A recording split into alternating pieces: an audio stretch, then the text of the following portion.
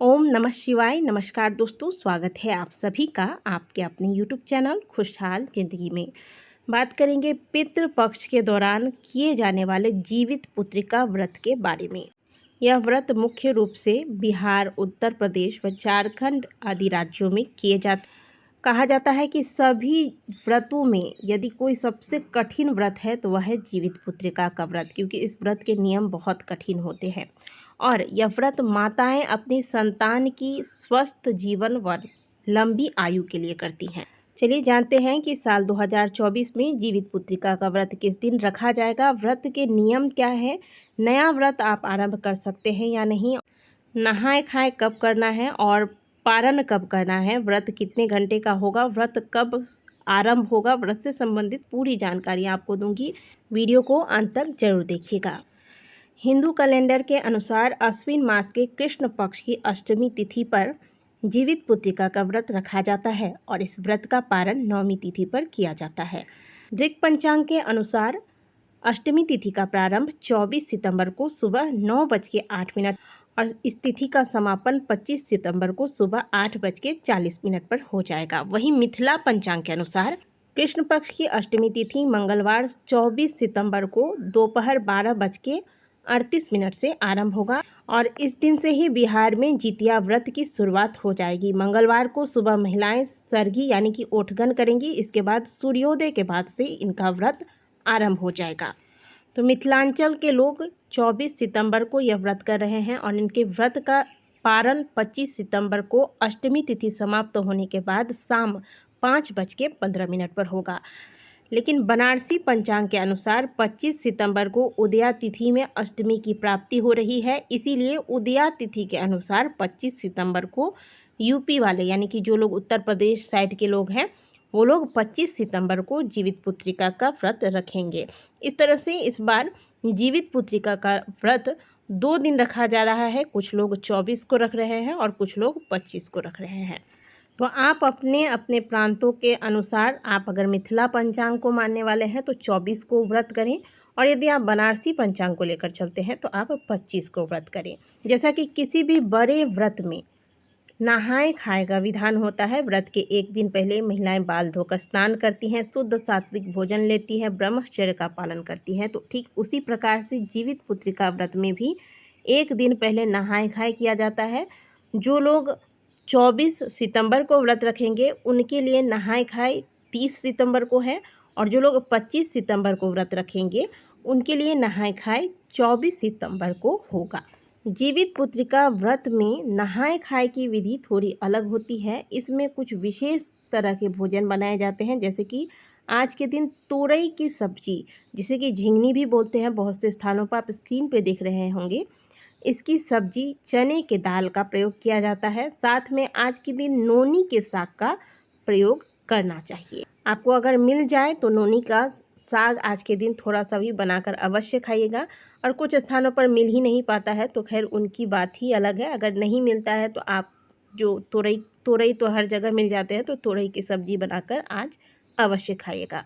आज के दिन जो आप भोजन बनाएंगे वो शुद्ध सात्विक होना चाहिए। हालांकि कुछ स्थानों पर आज के दिन मछली बना के खाया जाता है। मछली देखिए, पितृपक्ष के दौरान तो लहसुन प्याज भी वर्जित होता है, ऐसे में मछली बना के खाना ये नियम मेरे समझ से बाहर है। बाकी जहाँ पर जो नियम चल रहा है उस हिसाब से आप करते रहें। कई स्थानों पर आज के दिन मरवे के आटे की रोटी भी बना के खाई जाती है। तो इस प्रकार से इन कुछ विशेष चीज़ों को आपको आज के दिन नहाए खाए के दिन भोजन में शामिल करना चाहिए। तो ये तो हो गई नहाए खाए की विधि। अब आज ही के दिन मध्य रात्रि में करीब 2:30 से 3 बजे तक, और बहुत अगर आप लेट करते हैं तो 3:15 बजे तक आपको ओठगन चढ़ा देना है। ओठगन में इससे पहले आपको स्नान करना चाहिए। ओठगन चढ़ाने के लिए यदि आप घर के छत पे जा सकते हैं तो बहुत अच्छा होगा। अगर नहीं कर सकते हैं तो आप अपने घर में ही कोई स्थान देख लीजिएगा जहाँ पर आप ओठगन की विधि को अच्छे से पूर्ण कर सकें। तोरई के पत्ते पर दही, चूरा, केला, लड्डू, मौसमी जो भी फल होते हैं, और कुछ स्थानों पर तो पूरी और तोरई की सब्जी चढ़ाई जाती है और कई जगहों पर पकवान इत्यादि बनाए जाते हैं। तो आपके यहाँ क्या चढ़ता है आप उस हिसाब से झिंगनी के पत्ते पर अर्पित करेंगे। झिंगनी के पत्ते यदि ना मिल पाए तो आप पान के पत्ते या फिर केले के पत्ते का प्रयोग कर लें। और तुरई के पत्ते पर आपको किनको चढ़ाना होता है वो भी सुन लीजिए। जिमुत वाहन भगवान, चील सियारे और गौ लक्ष्मी को ये चीज़ें अर्पित की जाती है। और जिन महिलाओं की सास नहीं है तो सास के नाम से भी एक अलग पत्ते में चढ़ाया जाता है। तो इस प्रकार से आप तुरई के पत्ते पर वो सारी सामग्रियाँ अर्पित करें जो आपने तैयार कर रखी है उठगन के लिए। और धूप दीप इत्यादि दिखाने के बाद घर में जो भी सदस्य जाग गए हैं इन्हें बोलें कि भगवान जिमुत वाहन को यहाँ आके प्रणाम करें। इसके बाद जो व्रती महिलाएं होती हैं वो अपने लिए अलग से एक प्लेट तैयार करती हैं जिनमें आपने उठगन में जो जो चीज़ें चढ़ाई हैं वो सारी चीज़ें आप रख सकती हैं। इसके अलावा भी आप अगर जूस वगैरह लेना चाहते हैं, नींबू पानी, शरबत वगैरह पीना चाहते हैं, क्योंकि यह बहुत लंबा और कठिन व्रत होता है, निर्जल व्रत होता है। इसमें आप भूल से भी जल नहीं ले सकते हैं, एक बूंद जल की भी गुंजाइश इस व्रत में नहीं है। तो इस प्रकार से आप सरगी कर लें। इसके बाद जो भी अगर आपकी कोई मेडिसिन वगैरह चल रही है, दवाई वगैरह, तो आप इसी समय दवाई वगैरह भी ले लें।